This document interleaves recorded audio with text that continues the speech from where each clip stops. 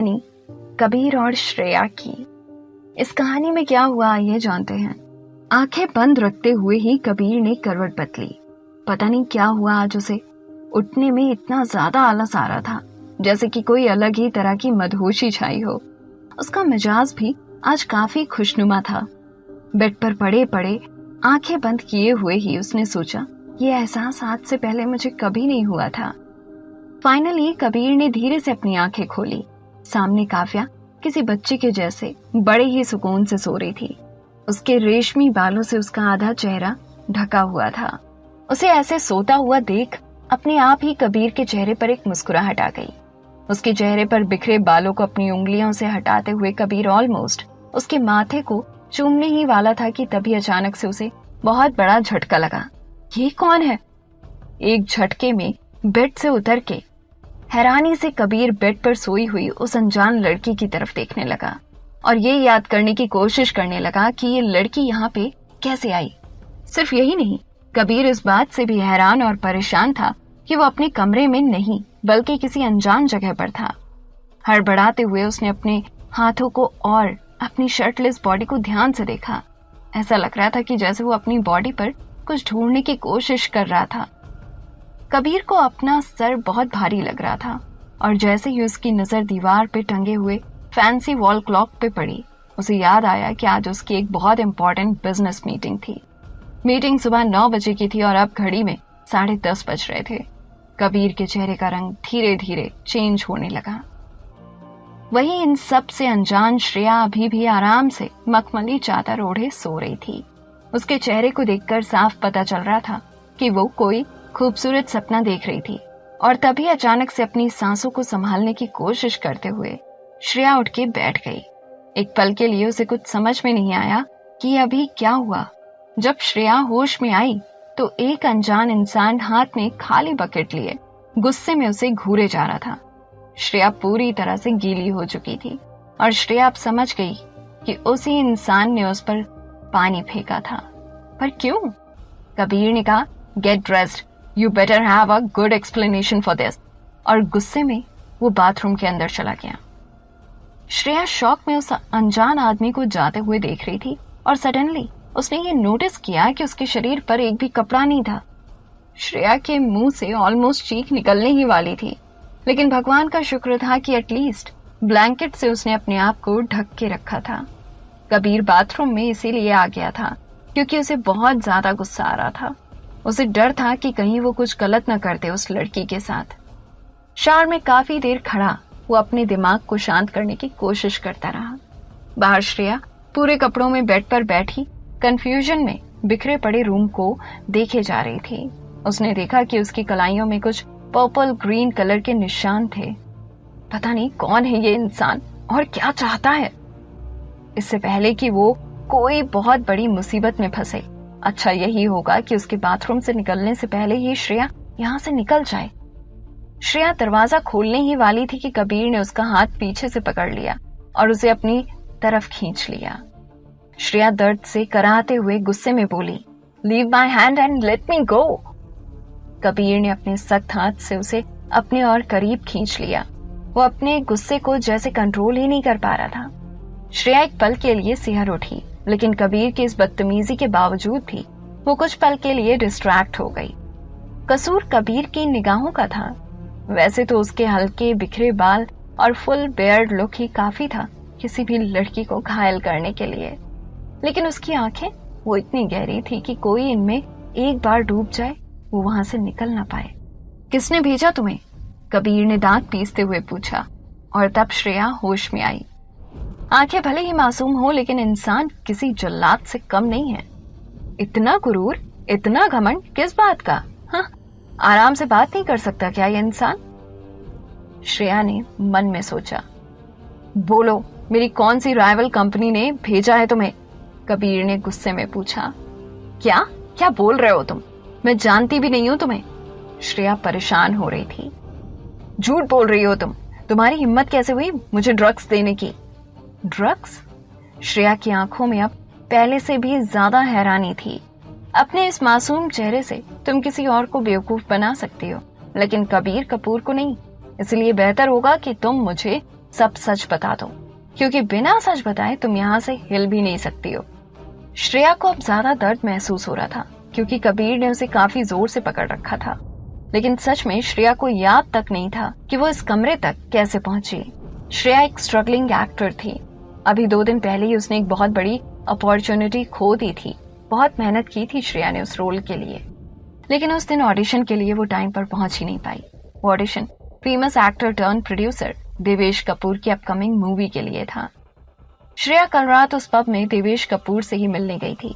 देवेश कपूर ने बिना उसकी तरफ ध्यान से देखे ही उसको अपना कार्ड दिया था और बहुत स्वीटली नेक्स्ट डे, मतलब आज, ऑडिशन के लिए बुलाया था। असल में नशे में देवेश कपूर ने श्रेया को अपना क्रेडिट कार्ड दिया था। जैसे ही श्रेया ने ये रियलाइज किया, वो कार्ड वापस करने चली गई। उस वक्त देवेश कपूर किसी को बता रहा था, पता नहीं कहां से लोग आ जाते हैं एक्टर बनने, ना शक्ल ना पर्सनालिटी, बस हमें एक्टर बना दो। डूड, शक्ल नहीं तो कम से कम अकल ही यूज कर लो, ढंग के कपड़े ही पहन लो, कम से कम लोगों की नजर में आने के काबिल तो बनो। ये सुनकर श्रेया वहीं पर जम गई थी। न चाहते हुए भी उसकी आंखों में आंसू आ गए थे। बहुत मुश्किल से अपने आंसुओं को रोककर जबरदस्ती स्माइल करने की कोशिश करते हुए वो देवेश के पास चली गई और बोली, सर आपने गलती से अपना। लेकिन देवेश ने उसे अपनी बात कंप्लीट करने का मौका ही नहीं दिया और उस पर चिल्ला दिया, तुम स्ट्रगलर्स को बिल्कुल भी पेशेंस नहीं है ना? जब बोला है कि तुम्हारा कल सुबह ऑडिशन हो जाएगा तो हो जाएगा। एक पल के लिए पूरा पब शांत हो गया। सब श्रेया को ही देख रहे थे और श्रेया शर्म के मारे वहीं सिर झुकाए खड़ी रह गई। लेकिन देवेश कपूर चुप होने का नाम ही नहीं ले रहा था।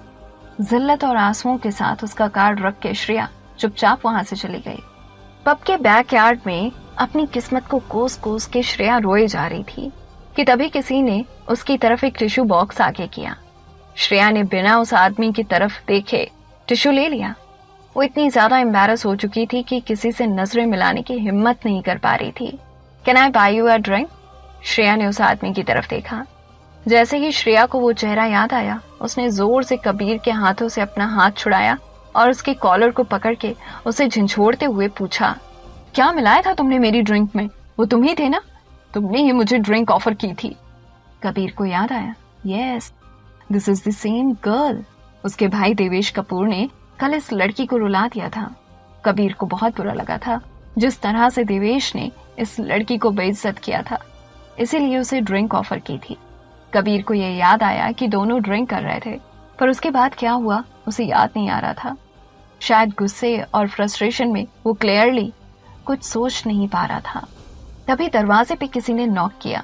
कबीर और श्रेया दोनों ने एक दूसरे को देखा और इससे पहले कि कबीर कुछ बोल पाता, श्रेया एकदम से दरवाजा खोलने के लिए भागी और एकदम से दरवाजा खोलते हुए कहा, प्लीज हेल्प मी, इस आदमी ने मुझे किडनैप किया है, ये आदमी पागल है, please please help me. Shreya की बातें सुन के कबीर को और भी गुस्सा आने लगा, लेकिन जैसे ही वो आगे आया वो शॉक्ड रह गया। दरवाजे पे एक स्टाइलिश सोफिस्टिकेटेड औरत खड़ी थी। मॉम? कबीर के मुंह से अपने आप निकल गया और श्रेया वहीं पर जम गई। अब उसे नहीं पता था कि उसे क्या करना चाहिए। कबीर की माँ कमरे के अंदर आई और सदमे में बिखरे हुए बेड और पूरे कमरे को देखने लगी। रूम की हालत देख के किसी को भी समझ आ जाएगा कि कल रात इस कमरे में क्या हुआ था। कबीर शर्म के मारे अपनी माँ की तरफ देख भी नहीं पा रहा था। वो जानता था कि उसकी माँ उसे लेके कितना प्राउड फील करती थी। ये सब देखकर तो उनका दिल ही टूट गया था। कबीर ने बिना नजरें मिलाए ही कहा, mom I can explain everything. आप जैसा समझ रही हैं वैसा कुछ भी नहीं है। आप प्लीज अभी यहाँ से जाइए, मैं थोड़ी देर में घर आकर आपको सब समझाता हूँ। कविता कपूर के चेहरे पर कोई एक्सप्रेशन नहीं था। शायद शर्म और गुस्से में वो भूल गई थी कि उन्हें कैसे रिएक्ट करना चाहिए।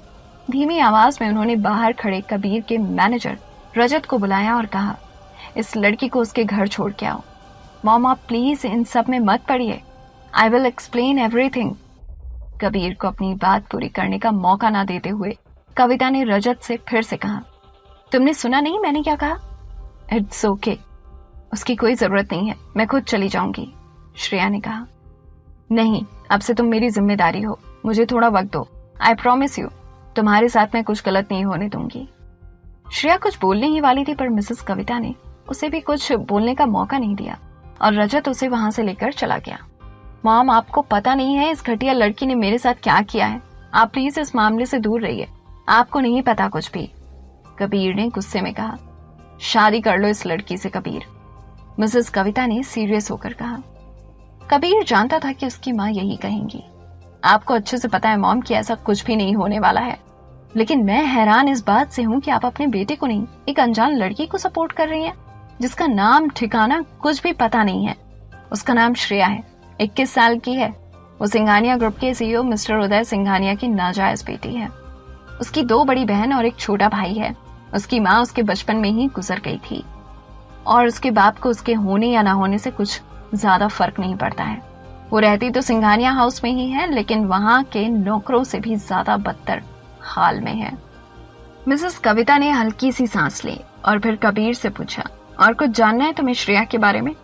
मॉम, आपको पता है मैं उस लड़की से शादी नहीं करने वाला हूँ, और क्यों नहीं करूंगा आपको ये भी पता है। हाँ बिल्कुल पता है मुझे, काव्या की वजह से। हमेशा की तरह मैं तुम्हें आज भी बता रही हूँ, वो लड़की तुम्हारे लिए सही नहीं है बेटा, और ये तो तुम्हें भी पता है कि तुम्हारे और काव्या के बीच में कुछ नहीं हो सकता है। इतने सालों से तुम दोनों साथ में हो, लेकिन तुम उसे छू भी नहीं पाते हो। मॉम, दैट्स एनफ, कबीर ने उनकी बात बीच में काटते हुए कहा। लेकिन इस वक्त मिसेस कविता की आंखों में एक अलग ही चमक थी। वो गुस्से में बोली, no Kabir, that's not enough. क्या तुम्हें कुछ दिख नहीं रहा है? ये लड़की तुम्हारी बीमारी का इलाज है।